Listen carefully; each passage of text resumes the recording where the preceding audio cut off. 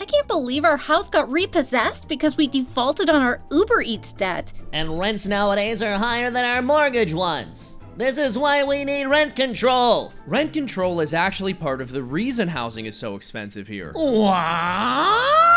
Neighborhoods with rent control often experience housing shortages, which results in people moving to surrounding areas like this one and increasing competition for non-rent controlled units. Yeah, but if we had rent control here, it would push the problem off somewhere else. If that were the case, there's a good chance this unit wouldn't even be available. That's because, according to a 2024 Urban Institute study across 27 metro areas, rent control is associated with a reduction in the total number of rental units available. I guess that makes sense. Why would someone invest in creating new rental units if they couldn't even ask for market rates? And rent control doesn't just stop the production of new units. It makes old units vanish as well. According to a 2019 study, rent-controlled properties are 8% more likely to be converted into condos. This exact phenomenon reduced rental supply by 15% in San Francisco. Greedy pigs! How dare they not go into debt when rent control kills their ability to profit? Rent control doesn't just remove livable units from the market, it causes non-livable ones to go unrestored. Well, if they're going to jack up the rent so much, a poor person wasn't going to be able to afford it anyway. Maybe not, but now the person who could have afforded it is competing with poorer people for a rent-controlled unit. That results in gray markets where wealthier people can still do things like pay huge deposits or finder's fees under the table and still end up pricing poor people out of those rent-controlled units. And for as long as cash exists, it's going to be nearly impossible to regulate that.